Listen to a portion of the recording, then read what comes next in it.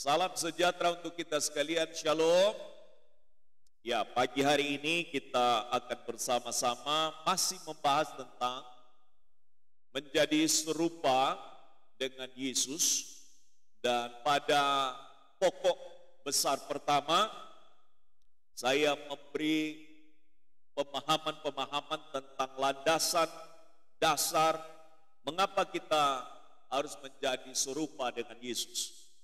Dan dalam khotbah saya pada waktu yang lalu saya sudah membahas tentang Yesus adalah Sang Firman. Yesus adalah Allah itu sendiri. Dan yang kedua saya memberikan kepada kita sebuah penjelasan dari Kejadian pasal 1 ayat 3 bahwa Ia berfirman hanya dengan firman-Nya.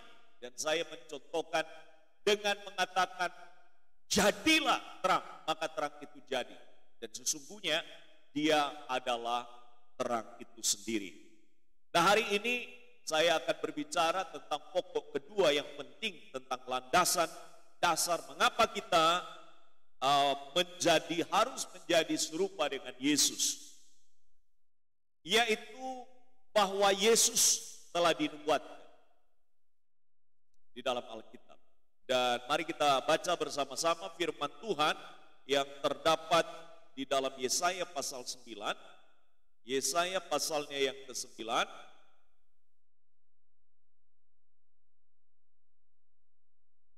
Bapak dan Ibu silakan membuka Alkitabnya. Ayatnya yang ke-6 sampai dengan ayatnya, ayat yang ke-5 sampai dengan ayatnya yang ke-6. Yesaya pasalnya yang ke-9 ayatnya yang ke-5 sampai dengan ayatnya yang ke-6.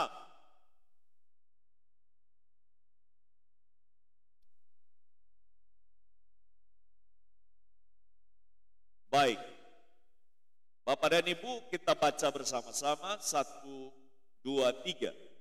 Sebab seorang anak telah lahir untuk kita, seorang putra telah diberikan untuk kita, lambang pemerintahan ada di atas bahunya, dan namanya disebutkan orang, penasihat ajaib, Allah yang perkasa, Bapa yang kekal, Raja damai. Besar kekuasaannya dan damai sejahtera tidak akan berkesudahan di atas tahta Daud dan di dalam kerajaannya, karena Ia mendasarkannya dan mengokohkannya dengan keadilan dan kebenaran dari sekarang sampai selama-lamanya. Kecemburuan Tuhan semesta alam akan melakukannya. Bapak dan Ibu, tema untuk kita dalam pokok bahasan yang diangkat dari dua ayat ini, yaitu Yesus yang dinubuatkan. Atau kalau mau lebih jelasnya adalah Yesus yang dinubuatkan dalam Alkitab. Mengapa kita terus belajar menjadi serupa dengan Yesus? Karena Yesus yang dinubuatkan itu adalah Yesus yang akan menyatakan dirinya kepada kita. Dan seluruh atribut-atribut Allah itu disingkap dan dibukakan. Atribut itu artinya adalah penanda kepada seorang pribadi. Atau kalau dalam bentuk yang lain, penanda untuk satu benda. Tapi di sini kita akan bicara tentang atribut yang ada dari pribadi Yesus yang dinubuatkan, yang akan menyatakan dirinya sebagai manusia. Sekali lagi istilah yang kita pakai adalah Dia menyatakan, artinya mewujud, menyata. Ya, menyata artinya yang tak terlihat, Allah yang tak terlihat itu menjadi nyata di dalam Yesus. Allah yang tak kita bisa pahami itu menjadi kita pahami di dalam Yesus. Allah yang kita tidak mengerti dengan jelas keberadaannya dalam pribadi Yesus. Keberadaan Yesus yang dinubuatkan itu menjadi kelihatan dan nyata Allah yang tak terlihat itu di dalam Dia. Karena itu Jangan menjadi bimbang, jangan menjadi ragu tentang bahwa Yesus adalah Tuhan. Yesus adalah Allah. Dia adalah Allah itu sendiri. Jangan pernah meragukan akan hal itu. Dan itu dasarnya Alkitab. Dasarnya sangat kuat di dalam Alkitab. Nah, karena itu pada pagi hari ini saya sengaja berbicara kepada kita tentang pokok Yesus yang dinubuatkan di dalam Alkitab. Diuraikan atributnya.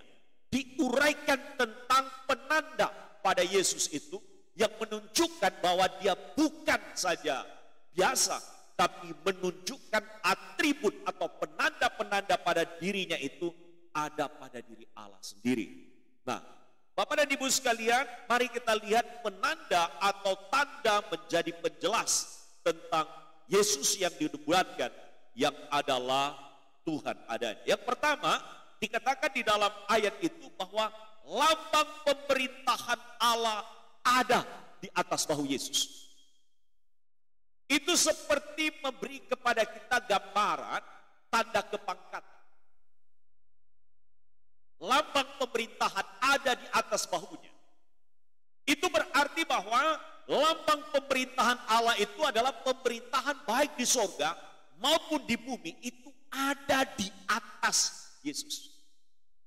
Dengan kata lain bahwa baik sorga maupun bumi itu ada di bawah pemerintahan yang diperintah oleh Yesus Kristus. Lambang pemerintahan Allah ada di atas bahunya. Kalau kita memakai gambaran di Indonesia, maka pemerintahan kita itu ada pada pucuk pimpinannya, yaitu presiden. Dan kalau kita lihat seluruh pemimpin dunia, memimpin negara-negara yang ada di dunia. Dan kalau kita catat jumlahnya dari negara-negara yang ada di dunia itu cukup banyak. Ya, hampir mendekati 200-an begitu ya. Tetapi negara-negara ini tentu tidak bisa berdiri sendiri tanpa ada pucuk pimpinan. Jadi kendali negara itu, kendali daripada bangsa itu ada pada pucuk pimpinannya. Dia yang menggerakkan pemerintahan itu, dia yang memimpin pemerintahan itu, dan tanpa kepemimpinan seorang presiden, maka bangsa itu menjadi kacau. Itulah sebabnya Bapak dan Ibu, sebuah negara harus ada pemerintahan dan harus ada pemimpin dari pemerintahan itu. Nah, sama halnya dengan itu, bahwa keberadaan Yesus yang dinubuatkan dikatakan lambang pemerintahan itu, lambang pemerintahan Allah ada di atas bahu Yesus. Artinya kalau Allah memerintah alam semesta ini, sebagaimana di dalam Kejadian pasal 1 ayat 1 sampai 3 yang saya sudah jelaskan di dalam Yohanes pasal 1 ayat 1 sampai 3, bahwa ayat itu sebenarnya sejajar, ayat itu sebenarnya sehakikat, ayat itu sebenarnya sederajat. Apa yang dimaksudkan? Bahwa Allah itu yang ada pada mulanya, roh adanya adalah Sang Firman itu sendiri. Dan ia telah menjadi manusia di dalam Yohanes pasal 1 ayatnya yang ke-14. Dan kita telah melihat kemuliaan pemerintahannya di dalam dunia ini. Yesus katakan, aku datang. Untuk apa? Untuk membawa kerajaan Allah. Kerajaan Allah di sini bukan pemerintahan dalam bentuk seperti struktur pemerintahan. Tapi Yesus membawa kerajaan secara rohani. Itulah sebabnya maka ketika dia ada di dalam dunia, murid-murid berpikir, mungkin kami bisa kebagian barangkali salah satu jabatan di dalam posisi Yesus memerintah. Tapi Yesus tidak maksudkan itu. Yesus memaksudkan adalah pemerintahan kerajaan Allah, yaitu tentang bagaimana dia membawa keselamatan, bagaimana dia memperkenalkan Allah yang adalah Allah yang menyelamatkan, dan bagaimana dia menyatakan bahwa aku di dalam Allah dan aku itu adalah Allah itu sendiri. Itulah sebabnya Alkitab kita mengatakan dalam Yohanes pasal 13 ayat 13, kamu menyebut aku guru dan Tuhan, dan katamu itu tepat, memang akulah guru dan Tuhan. Aku yang adalah guru dan Tuhan membasuh kakimu. Maka ayat 14 dikatakan, wah kamu wajib untuk saling membasuhkan. Bapak dan Ibu, sekali lagi ayat itu menegaskan kepada kita bahwa ada kesetaraan, ada hakikat yang sama keberadaan Yesus sebagai keberadaan Allah adanya. Kita tidak perlu ragukan itu, tidak perlu saksikan itu. Waktu Filipus bertanya, tunjukkanlah Bapa itu, tunjukkanlah Allah itu kepada kami. Maka Yesus katakan, Filipus, sudah sekian lama kamu bersama-sama dengan aku. Kalau kamu melihat aku, kamu melihat Bapa. Itulah sebabnya Bapak dan Ibu sekalian, keberadaan Yesus adalah keberadaan yang mewujudkan tentang keberadaan Allah yang tak kelihatan itu. Seluruh kepenuhan Allah dalam Kolose pasal 1 ayat 15, 16, 17, 18, 19 itu ada di dalam Dia. Dan dikatakan bahwa seluruh ciptaan itu sujud dan kembali memuja dan memuliakan Dia. Karena itu kita tidak saksikan itu semua sebagai pernyataan Alkitab. Jadi pemerintahan Allah ada di atas bau Yesus. Dan saya bisa katakan pemerintahan Allah adalah pemerintahan Yesus itu sendiri. Pemerintahan Yesus berarti menunjuk kepada pemerintahan Allah. Karena itu Bapak dan Ibu, kita jangan diperintah oleh diri kita, tapi kita diperintah oleh Yesus dari firman. Maka Yesus katakan, kalau kamu menjadi pengikutku, kamu akan melakukan segala apa yang kuperintahkan kepadamu. Karena itu orang percaya, kita dipandu, kita dituntut dalam pemerintahan Allah. Berarti seluruh arahan, seluruh tuntunan, seluruh firman, seluruh panduan itu pada pemerintahan Yesus. Maka kita berkata, kepada pemerintahan Yesus, kita berkata, siap apa yang menjadi ketetapan, arahan, tuntunan, teladan dalam pemerintahan. Kalau Pak Jokowi perintahkan kepada seluruh menterinya untuk melakukan tugas pemerintahan, maka mereka sebagai pembantu presiden menjalankan tugas dan tanggung jawabnya. Di bawah itu ada para gubernur, meskipun mereka ada dan berasal dari banyak partai, tapi ketika mereka ada di pucuk pimpinan di tingkat provinsi, disebut dengan tingkat 1. Kemudian di tingkat daerah, yaitu pemerintahan kota dan kabupaten, maka mereka tidak lagi bekerja dalam arahan oleh partai, tapi mereka diarahkan oleh pucuk pimpinan mereka, yaitu ada di bawah Kementerian Dalam Negeri. Itu berarti bahwa presiden punya perpanjangan tangan dibantu oleh seluruh menteri, tapi seluruh orang-orang yang ada di bawah, yaitu ada 34 sekarang ini adalah gubernur dan ada sekian ratus pemerintahan kota dan kabupaten, itu berarti searah, selaras, sejalan untuk melaksanakan tugas pemerintahan. Itulah sebabnya maka tidak mungkin sebuah pemerintahan berbelok berjalan di luar daripada arahan seorang presiden. Dan itu dalam waktu periodisasi yang terbatas, hanya 5 tahun saja. Ya, dan kita akan mengadakan suksesi pemerintahan pada bulan Februari, tanggal 14 Februari. Pastikan Bapak Ibu sudah tercatat. Sudah tercatat atau belum? Sudah. Nah, baru satu yang jawab. Tandanya kalau sudah tercatat, Bapak Ibu rumahnya sudah ditempel dengan kartu yang jelas sebagai pemilih. Kalau belum, berarti wis telat. Gak bisa milih. Karena itu akan menentukan arah ke depan, dukungan kepada siapa kita akan berikan. Dan itu menunjuk kepada pemilihan seorang pucuk pimpinan pemerintahan. Ya, Bapak dan Ibu, kalau seandainya terlambat, minimal memilih di kampung halamannya di mana KTP-nya berada, nanti minta formulir dari kampung halaman minimal untuk nyoblos presiden. Nah, itu sebagai bentuk partisipasi kita terhadap pemerintah yang ada. Ya. Nah, kita tidak akan mungkin bisa nyoblos lagi untuk DPRD provinsi, DPRD kota kalau kita belum terdaftar. Nah, kalau terdaftar biasanya DPR RI, DPRD tingkat 1, DPRD tingkat 2, itu kita akan nyoblos. Kalau untuk DPR RI berarti kita memilih wakil kita yang duduk di Senayan untuk kepentingan bagi wilayah kita di mana dapil atau daerah pemilihannya berada. Tapi kalau di tingkat provinsi, dia akan mewakili kita juga sama di daerah pemilihan, di mana kita akan dibawa suaranya. Kalau ada kesusahannya, lapor ke dia supaya ada jalan keluarnya.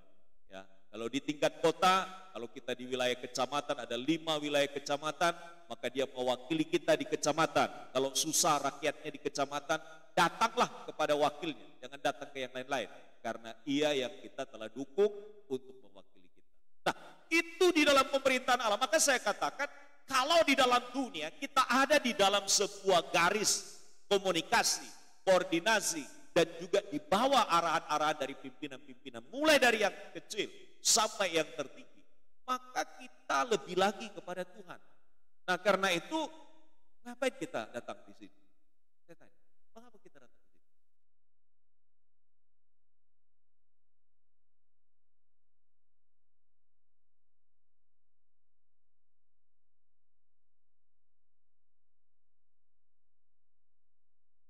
Ada yang bisa tolong saya jawab? Mengapa Bapak Ibu datang di sini pagi ini? Siapa yang perintahkan datang ke sini? Saya loh tidak ada perintahkan ke datang. Betul, saya ada perintahkan ke datang. Kenapa Bapak Ibu datang di sini? Kenapa? Jawabnya apa? Siapa yang jawabnya? Perintah Tuhan. Di mana itu Bu, perintah Tuhan? Nah, ingatlah dan kuduskanlah hari Sabat. Itu di Keluaran pasal 20. Itu berarti saya juga diperintah oleh ayat yang sama. Bapak Ibu juga diperintah oleh ayat yang sama. Siapa yang perintah Pak Adi untuk datang di sini berkhotbah? Bukan yang jadwal, bukan. Tuhan perintahkan saya untuk melaksanakan tugas pelayanan pada pagi hari ini. Masing-masing kita berarti ada di bawah satu komando, yaitu komandonya Kristus, Yesus namanya. Karena itu Bapak dan Ibu di sini kalau datang itu bukan perintahnya Pak Deli. Maka kita sedang melaksanakan perintah dari Tuhan yang menjadi pemimpin tertinggi dalam kehidupan kita.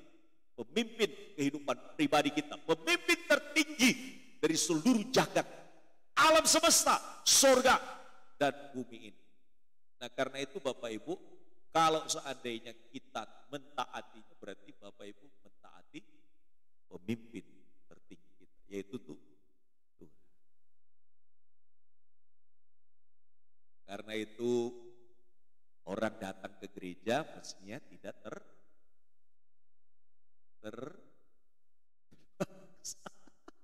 ada gak yang dipaksa-paksa di sini datang ke gereja? Kalau dipaksa datang ke gereja berarti kita tidak menyadari bahwa kita ada di dalam pemerintahan Allah. Kita sedang menjalankan sebenarnya sebuah arahan-arahan dan tuntunan dari Allah.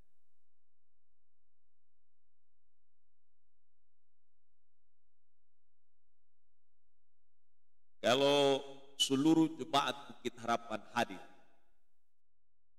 semua kursi yang di belakang itu tidak cukup. Kalau semua datang. Karena jumlah kita di statistik itu ada 86. Nah, ini kursi tidak sampai 50 yang sudah digelar. Kalau semua datang. Nah, kan? Berarti ada yang terhalang. Ada yang terhalang. Terhalang oleh apa? Ada banyak-banyak alasannya. Tapi kalau terus banyak alasannya, itu yang bahaya. Tapi Tuhan itu tidak pernah pecat kita dari kerajaannya. Betul atau tidak ya? Betul ya? Makanya kita bersyukur kepada Tuhan. Tuhan penuh dengan belas kasih yang luar biasa kepada kita. Kita bersyukur untuk hal itu. Nah, itu yang pertama. Lambang pemerintahan Allah ada di atas baunya, maka penerapan praktis untuk kita. Jangan berteori lagi bahwa Allah memerintah atas hidup saya. Kalau betul kita diperintah oleh Allah dalam hidup kita dan kita menempatkan Dia sebagai Allah yang memerintah kehidupan kita, maka apa yang menjadi perintahnya adalah apa yang juga kita lakukan. Katakan. Kalau kamu adalah pengikutku, kamu akan melakukan segala, bukan hanya satu, tapi melakukan segala sesuatu yang kukatakan kepada.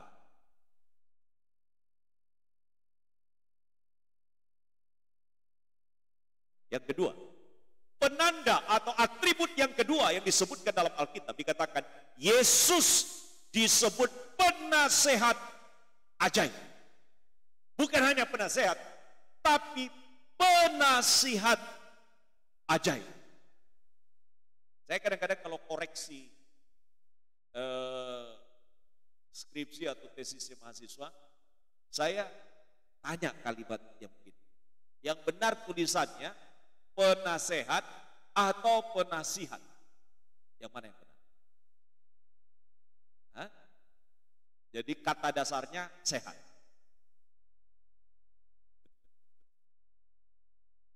Nah, coba kita lihat Alkitab kita. Alkitab kita itu sekaligus memandu bagaimana kita membenarkan yang mana dan kemudian mengoreksi yang mana. Coba tampilkan. Apa?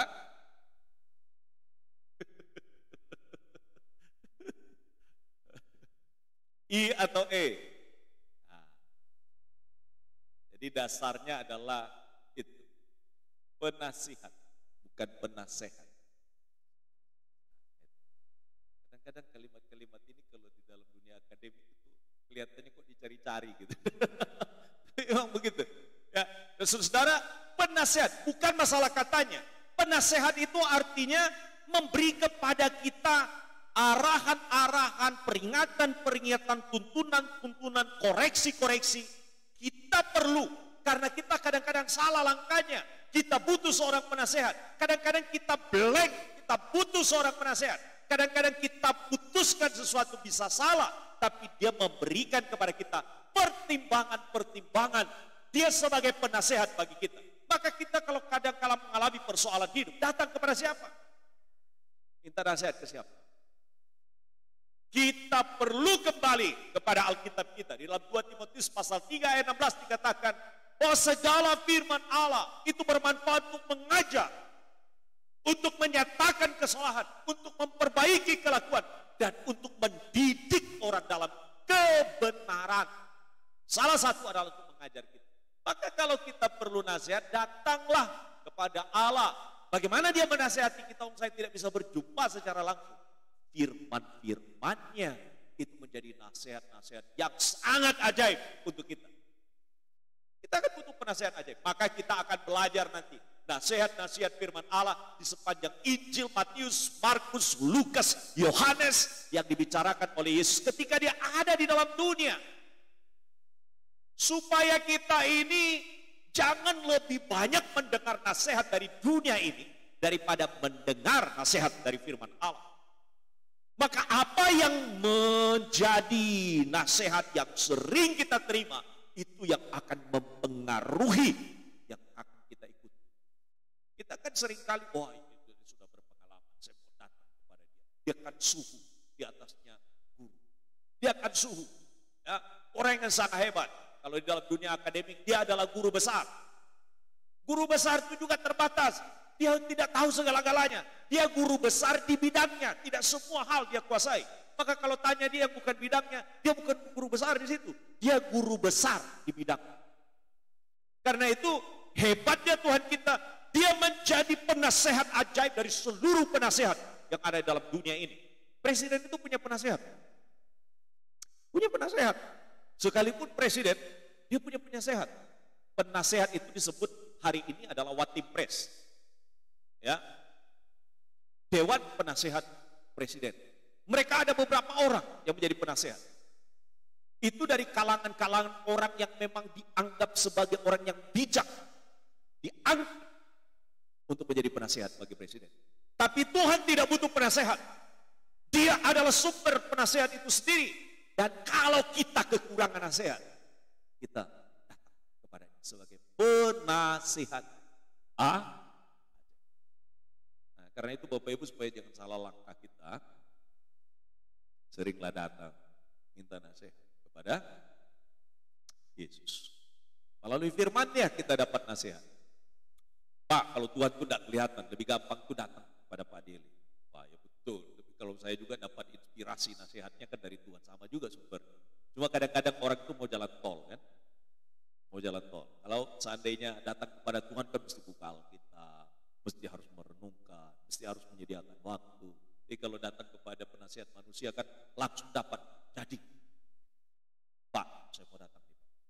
Bagaimana kiat untuk menjadi sabar? Kalau orang yang kasih nasihat, sering-seringlah berhadapan dengan orang yang membuat kita tidak sabar. Wah, itu repot itu. Iya kan? Nasihatnya sederhana, tapi kadang-kadang kita bertolak belakang. Masa saya Pak disuruh untuk sabar, tapi harus menghadapi orang-orang yang membuat kita tidak sabar. Ya itulah latihan. Makanya Bapak Ibu kadang-kadang berdoa ya, Tuhan berikan saya kesabaran. Berharap Bapak Ibu menemukan orang-orang sabar. Nah, akan menemukan orang-orang yang membuat Bapak Ibu tidak sabar. Dimulai dari orang yang di samping kanan kita atau di samping kiri kita. Tuhan berikan hati yang mengasihi. Tiba-tiba ada tetangga kita benci kita. Itulah praktek mengasihi. Nasihat firman Allah apa? Kalau seandainya kita mengasihi orang yang mengasihi kita, apa untung kita? Keberuntungan kita ketika kita mengasihi orang yang tidak mengasihi kita. Makanya praktek-praktek dari nasihat firman Tuhan kadang-kadang tuh tidak diterima oleh akal kita, sulit untuk masuk dalam pikiran kita. Kenapa? Karena bertentangan dengan cara berpikir kita. Padahal firman Tuhan itu sudah mempertimbangkan dengan pasti, tidak mungkin lagi diuji kebenarannya. Kalau kita melakukan sudah, lakoni wae. Jalani saja. Karena ketika kita praktek hasilnya mesti beda. Amin. Jadi kalau hari-hari ini lagi membuat ada seseorang yang membuat hati bapak dan ibu kurang sabar, ya itu berarti kita sedang menjalankan nasihat dari Tuhan. Jangan bilang begini, Tuhan kenapa pencobaan ini datang, ketemu orang yang membuat jengkel terus. Jangan bilang begitu, bilang begini, Tuhan beri saya. Enak Pak Adile khotbah pas praktek. Makanya Bapak dan Ibu memang firman Tuhan itu kalau kita dengar tuh menyenangkan. Waktu kita praktekkan sebenarnya menyenangkan. Hanya persoalannya ngelakoninya itu di proses kita. Gak ada sesuatu yang ada datang enak tanpa ada proses yang kita harus lewati. Kalau kita makan saja makan yang enak diproses dulu kok. Coba makan sayur tanpa dikasih apa-apa. Baru datang dari kebun tuh sayur daun singkong langsung dimakan, gak enak. Harus diproses kan. Nah ketika diproses dikasih berbagai macam bumbu, maka dia menjadi enak. Hidup itu seperti itu. Tidak ada yang instan. Hidup itu ada proses. Dan itu membuat kita harus lebih sering untuk mendengar nasihat dari Tuhan. Penasehat ajaib. Kemudian Yesus disebut atribut yang ketiga. Yesus adalah Allah yang perkasa. Allah yang perkasa itu bayangan kita apa? Bayangan kita orang-orang kuat. Yesus itu maha kuat. Kita bisa tak berdaya. Kita bisa ada keterbatasan. Ada ketidakmampuan. Ada keadaan di mana kita menyerah. Tapi hanya Tuhan yang Allah perkasa itu yang akan membuat kita bisa bertahan. Maka kita patut untuk bersandar bergantung kepadanya. Dia tidak pernah lelah.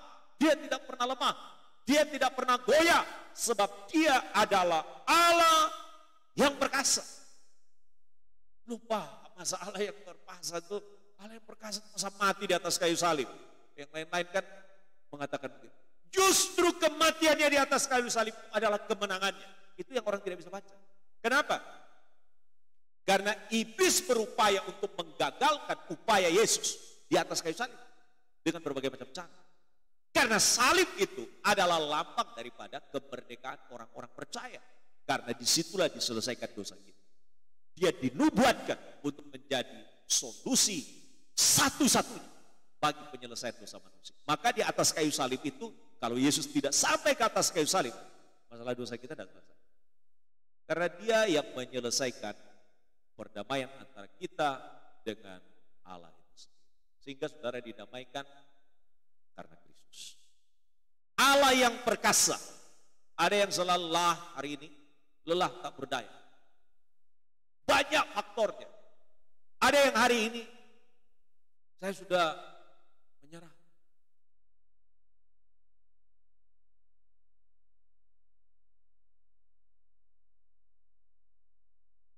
Makanya orang bilang begitu, jangan pernah, never give.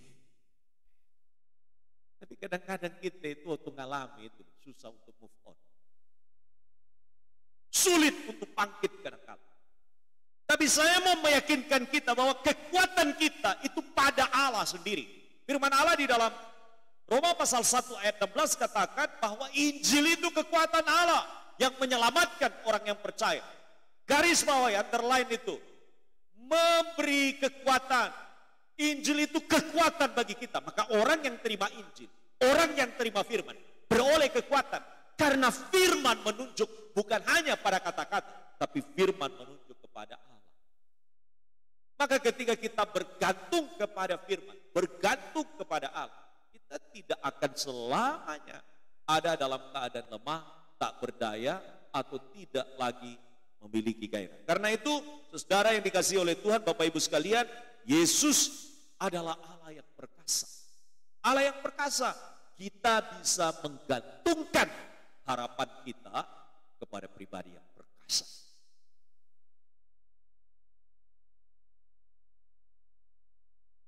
Kita sering kalah kan dalam menghadapi persoalan, atau sering menang, atau imbang. Yang mana Bapak Ibu? Sering menang atau sering kalah dalam menghadapi berbagai macam persoalan-persoalan hidup? Yang mana yang paling banyak? Sering menang. Puji Tuhan. Harusnya kita melewati setiap hal. Aduh. Tapi Tuhan bisa ternyata menang. Itu bergantung kepada siapa? Bergantung kepada daya tahan kita. Daya tahan kita itu tidak bisa. Alkitab katakan di luar aku kamu tidak dapat berbuat apa-apa. Di luar Yesus kita tidak dapat berbuat apa-apa.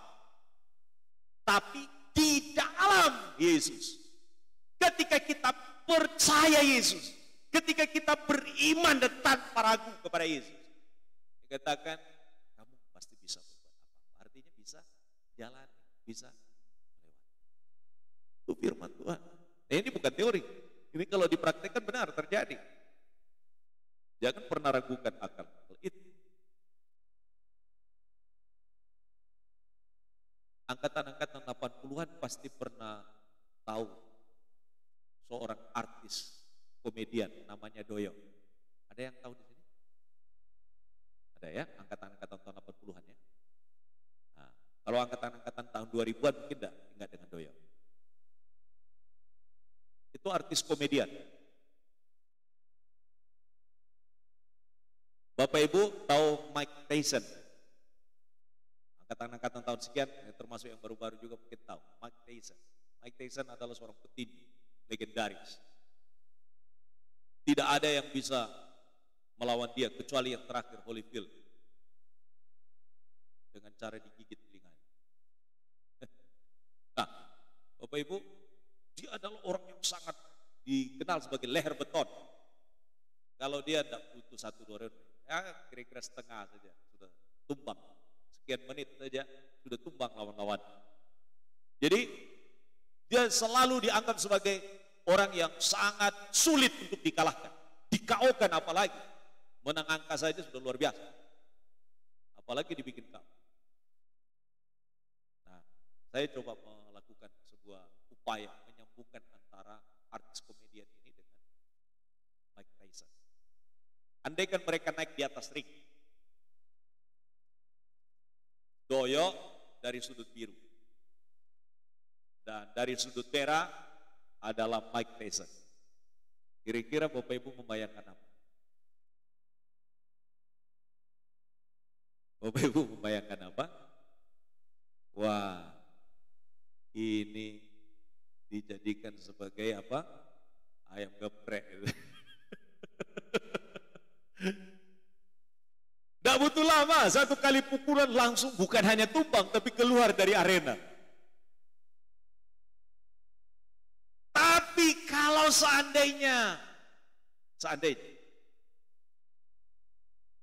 ceritanya berbeda. Ada settingan. Kira-kira bisa nggak Doyok mengalahkan Mike Tyson? Kita buat settingan. Kira-kira bisa apa enggak? Bisa karena disetting. Nah, cara nyetingnya begini. Manajernya Mike Tyson diingatkan. Dan dia harus beritahu kepada Mike Tyson. Pokoknya sepanjang tinju berlangsung, jangan pernah pukul. Biarkan Mas Doyok terus hajar. Kira-kira Mike Tyson-nya bisa kalah benar? Bisa kalah benar? Bisa, wong dia tidak boleh balas kok. Yang hajar itu yang diperbolehkan adalah Doyok. Apa Ibu? Karena dia diberi kebebasan, ditodoklah matanya. Sembarang dihajar. Walaupun kelihatan tidak punya kekuatan yang barangkali kepada dia. Lama-lama ya tumbang juga gitu loh. Itu kan dibolehkan hajar, tapi dia tidak boleh melawan sama sekali. Nah, gambaran kita itu seperti itu. Kita ini punya kekuatan, cuma kadang-kadang kita tidak menggunakan kekuatan itu. Kita pikir kita tidak berdaya, padahal kita ada di balik yang menopang kita itu. Kuasa yang perkasa dan luar biasa. Tapi kenapa kita sering menyerah dan membiarkan hantaman-hantaman dari mana-mana persoalan hidup dan berbagai macam hal menumbangkan kita. Ingat, bersama dengan Tuhan kita mendapatkan kekuatan dan keperkasaan itu kita miliki. Halo, masih bersama dengan Mas Doyok? Jadi saya beri gambaran kepada kita, banyak orang percaya menjadi kalah menghadapi berbagai macam cobaan hidup karena tidak menyadari ada kekuatan yang sebenarnya perkasa bersama dengan kita. Nah, persoalannya dipakai apa tidak, digunakan atau tidak, disandarkankah kehidupan kita kepada dia yang perkasa itu atau tidak. Makanya kita sering tumbang, walaupun kita pertamanya enggak, aku kan percaya Yesus, tumbang juga. Kenapa? Tidak sadar itu. Bapak dan Ibu, atribut berikutnya adalah Yesus adalah Bapa yang kekal. Menarik sekali Alkitab kita memakai di perjanjian lama itu Bapa. Jarang itu dipakai di Alkitab perjanjian lama. Perjanjian baru istilah-istilah tentang Bapa itulah yang sering dipakai. Tapi ini menunjuk sebenarnya kepada pribadi Yesus. Dia adalah Bapa kita. Saya pernah memberi kesaksian. Anak saya ini loh yang Revan ini, masih umur kira-kira 3 tahun ya. Itu dikejar sama anak-anak kampung. Kami tinggal masih di Jalan Sumber Waras. Sumber Waras 1 nomor 6. Kami tinggal di situ. Bapak Ibu, apa yang terjadi? Anaknya itu kerja dia, anak saya itu lari ke dalam rumah. Pak, gitu. Pak, dipanggil dia, Pak. Saya langsung keluar. Saya langsung bilang, langsung lari semua. Burat semua. Wah, anak saya, senang dia. Kenapa? Ada yang belani. Siapa sih yang belani? Bapak. Anak-anak itu takut kepada bapaknya Revan. Tapi menghadapi Revan, tak takut mereka. Kenapa? Podo-podo cilik Dan sana banyak, di sini cuma 1.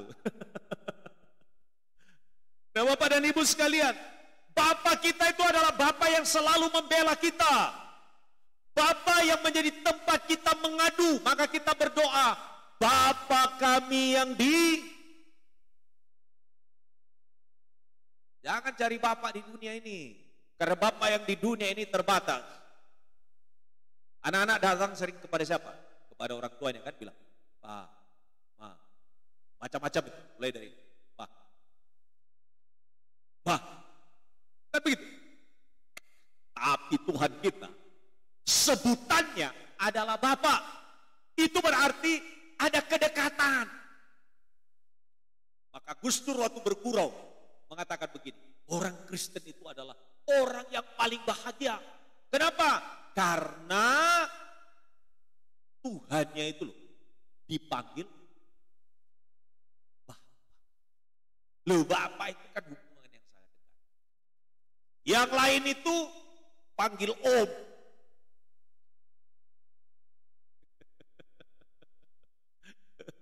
Terus beliau berguru lagi, apalagi kami katanya.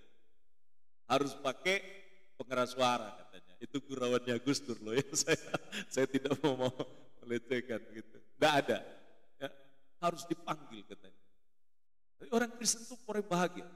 Dan seorang bersaksi di TikTok, dia bilang begini, saya yang paling saya takuti itu orang Kristen itu bukan takut pada pribadinya, bukan takut pada orangnya, atau karena orang Kristen itu keren. Saya takut karena dia mengadunya kepada Bapa. Bayangkan, dia menyebut Allahnya itu Bapa. Ayo, jangan main-main sama orang Kristen. Karena kalau orang Kristen itu disakiti, dia akan panggil Tuhannya dengan panggilan Bapa. Kalau seorang Bapa di dalam dunia saja, anaknya disakiti, bela langsung. Apalagi bapaknya orang Kristen. Jadi ojo macam-macam ambek orang Kristen. Nah, dia bilang begitu. Jangan macam-macam. Karena itu saudara-saudara, kita punya Bapa. Karena itu kapan saja saudara datang mengadu kepada dia, berbicara kepada dia, tempatkan diri sebagai seorang anak yang datang kepada Bapa. Maka seseorang bilang begini, Tuhan, sejak saya mengikut Engkau, saya telah menjadikan Engkau sebagai Tuhan dan Juru Selamat saya. Dan Engkau mengajar saya dalam Alkitab, memanggil namamu Bapa. Karena itu saya tidak pusing. Kalau ada apa-apa, Bapak kan yang bertanggung jawab. Ya, kan Bapak yang bertanggung jawab untuk saya, untuk hidup saya. Maka apa yang kita takutkan kalau Bapak masih ada? Bapak kita yang ada di surga. Maka kita berdoa, Bapa kami. Coba sama-sama sebutkan doa Bapa kami. Bapa kami yang di surga, dikuduskanlah namamu, datanglah kerajaanmu, jadilah kehendakmu di bumi seperti di surga. Berikanlah kami pada hari ini makanan kami yang secukupnya, dan ampunilah kami akan kesalahan kami, seperti kami juga mengampuni orang yang bersalah kepada kami. Dan janganlah membawa kami ke dalam pencobaan, tetapi lepaskanlah kami daripada yang jahat. Karena Engkaulah yang mempunyai kerajaan dan kuasa dan kemuliaan sampai selama-lamanya. Dari seluruh doa Bapa kami, yang mana yang sudah Bapak Ibu terima?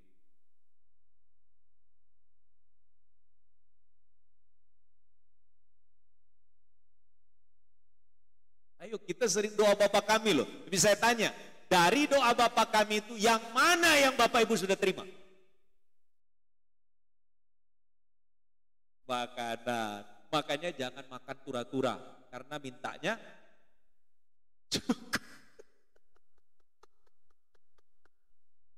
Kita ngomong sama Tuhan, berarti Tuhan itu kalau kita makan sampai tura-tura itu melampaui dari apa yang kita butuhkan. Tuhan bilang begini, waduh, iki sing dijaluk iki berlebihan daripada apa yang dilakoni.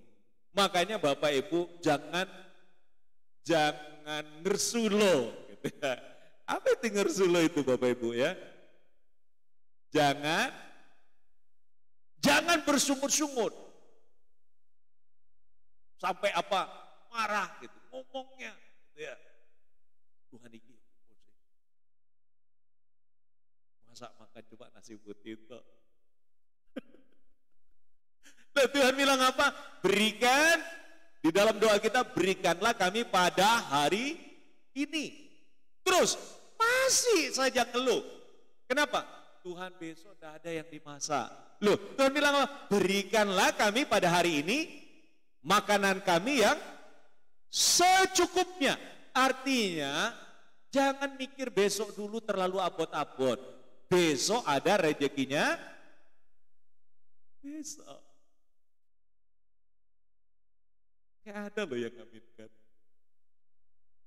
Karena kita kebiasaannya apa?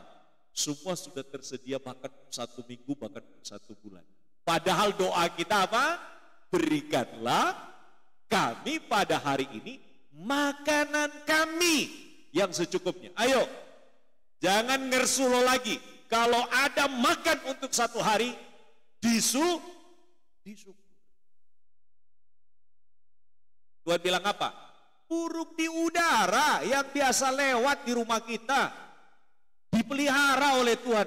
Mosok awake dhewe ciptaane Gusti enggak dipelihara sampai Gusti. Anak kos, Pak, saya kalau di kos itu makannya super. Loh, puji Tuhan loh. Itu bukan mie biasa, tapi supernya mie. Iya, kalau mie biasa itu tanpa bumbu, tapi kalau super mie sak bumbune. Nah, kadang-kadang kita ini lupa ucap syukur. Walau hanya, nah kata walau juga harus dikoreksi itu. Anak-anak sudah, dulu saya ingat anak-anak mahasiswa, sudah makan belum? Sudah. Makan apa tadi? Super Pak, super. Itu juga makanan, perlu untuk disyukuri. Makanya anak-anak mahasiswa kami yang ada di sekolah Alkitab itu, mereka itu apa kurangnya? Pagi disiapkan makan oleh ibu dapur, siang disiapkan makan oleh ibu dapur, sore disiapkan makan oleh ibu dapur, walaupun belum bayar.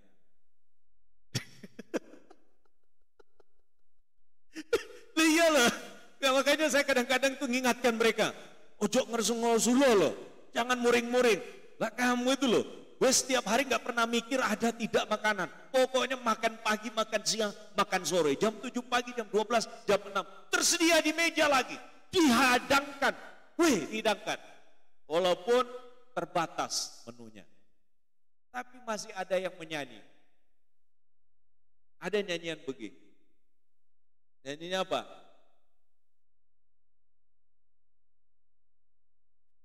Tempe tahu tidak berubah. Wah ini kacau. Loh, tahu itu, tempe itu juga adalah makanan. Karena itu Bapak Ibu, tahu itu ya puji Tuhan. Tempe itu justru malah bikin kita sehat. Ya, makanya di Jepang itu justru dipatenkan malah tempe itu memperpanjang umur. Bapak Ibu percaya apa tidak? Bahwa tempe itu memperpanjang umur. Percaya apa enggak? Enggak percaya? Saya percaya. Setidak-tidaknya memperpanjang umur hidupnya penjual.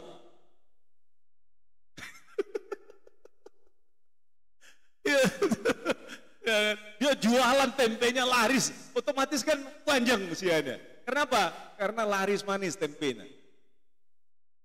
Tapi memang betul, dari segi penelitian juga memang tempe itu baik. Ya, tempe itu kesehatan baik. Karena itu Bapak Ibu kalau berhadapan dengan tempe, ya jangan agak marah-marah sama tempe. Ya. Nah ini saya katakan bahwa hidup kita itu dipenuhi dengan kekuatan dari Allah, kekuatan untuk dapat apa? Dapat mengatasi setiap persoalan yang datang dari dalam maupun yang dari luar diri kita. Dia adalah Bapa yang tempat kita mengadu di dalam seluruh hal. Bukan hanya satu hal.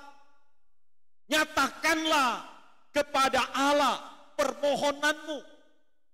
Ya, nyatakanlah segala hal, silakan. Tidak ada yang disalahkan kita. Soal dijawab tidak, itu salah satu jawaban. Yang penting kita memohonkan, kalau itu hal yang kita mohonkan. Bapak dan Ibu sekalian, saya baru tanya satu ya, doa Bapak kami itu yang mana yang sudah diwujudkan. Dan janganlah membawa kami ke dalam pencobaan. Tuhan tidak pernah bawa kita dalam pencobaan. Pencobaan-pencobaan itu datang bukan dari Tuhan. Tapi dia memberikan kekuatan kepada kita. Pada waktu kamu dicobai, Alkitab katakan, ia akan memberikan kekuatan kepada. Dia Bapa yang kekal.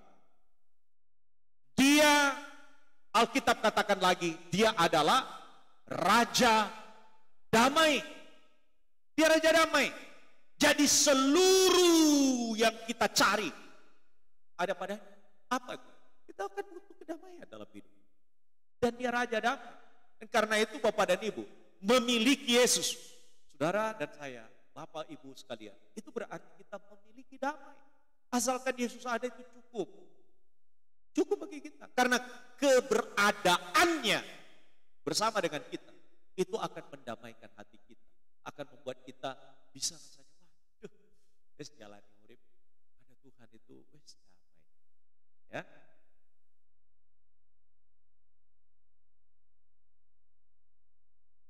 Jadi yang susah-susah jangan lupa. Ada Raja Damai. Raja Damai berarti pada diri Yesus itu mencerminkan pribadi yang penuh dengan damai. Makanya kita ini satu dengan yang lain hadirkan damai dan sejahtera di mana kita ada. Mosok Tuhan kita Raja Damai, kita ini bawa kekacauan. Ayo, harus beda. Kalau kita memiliki Tuhan ya sebagai Raja Damai, atributnya ada pada kita, berarti kita pun punya yang sama. Apa itu? Kita ini adalah pembagi damai kepada orang lain. Ya, amin. Amin ya. Di keluarga bawa damai, di tempat kerja bawa damai, di sekolah bawa damai, di pekerjaan membawa damai. Orang Kristen itu kalau seandainya bekerja dengan orang lain, harusnya itu disenangi. Kenapa? Karena hidupnya membawa damai di tempat pekerjaan. Nah, kalau ada orang Kristen suka bikin kekacauan, wah, ini berarti dia belum mengalami sebuah pengalaman didamaikan oleh Allah dan dipimpin oleh Raja Damai.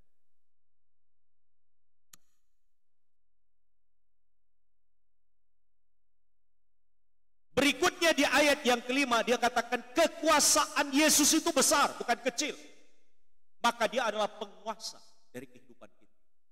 Kita meletakkan kekuasaan sebagai bagian yang pertama tadi pemerintahan Allah. Itu ada kedekatannya, paralelismenya ada kesamaannya, ada kesejajarannya. Bahwa kekuasaan itu berkaitan dengan pemerintahan Yesus. Damai sejahtera yang kekal dalam pemerintahnya diulang lagi di dalam ayat yang ke-6. Damai sejahtera kekal, bukan sementara. Selamanya damai sejahtera itu ada padanya dan dihadirkan kepada kita. Bertahan.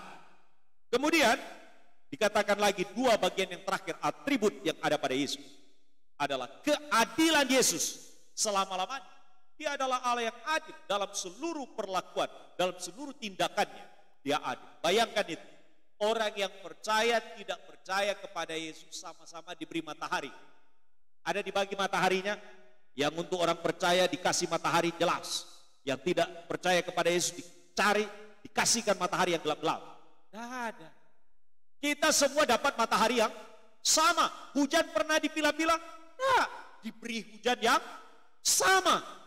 Oksigen dibagi-bagi? Tidak. Oksigen diberi baik kepada mereka yang percaya ataupun yang tidak percaya, bagi mereka yang baik maupun mereka yang jahat, sama diberi. Oksigennya diberi cuma.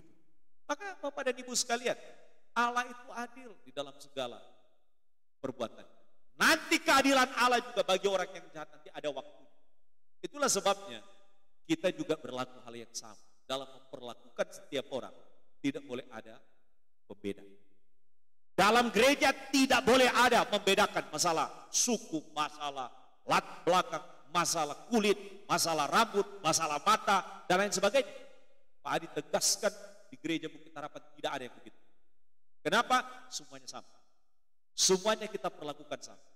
Dan kita menghargai orang bukan karena kekayaan atau penampilannya atau kegantengannya, tapi kita memperlakukan orang karena dia adalah miliknya Yesus. Maka kita tidak saling merendahkan satu dengan yang lain. Kita saling menghargai satu dengan yang lain. Ya. Itulah sebabnya Bapak dan Ibu sekalian, kita disebut sebagai keluarga di dalam Tuhan. Tidak ada yang saling membedakan perlakuan dan lain sebagainya di dalam perlakuan-perlakuan kita. Yang terakhir, kebenaran Yesus untuk selama-lamanya. Maka dia menyebut dirinya, akulah kebenaran Yesus sumber kebenaran. Tidak ada kebenaran di luar daripada kebenaran Kristus. Kebenaran relatif ada di luar Kristus. Kebenaran dari Allah adalah seluruh kebenaran-kebenaran yang dibawanya ke dalam dunia diajarkannya. Patut untuk kita terima sebagai kebenaran yang sudah final. Tidak perlu lagi dipertanyakan kebenaran. Bahkan dia sendiri adalah kebenaran itu. Itulah sebabnya Tuhan katakan, ayo meloo aku karena aku jalan kebenaran. Tuhan memberkati kita.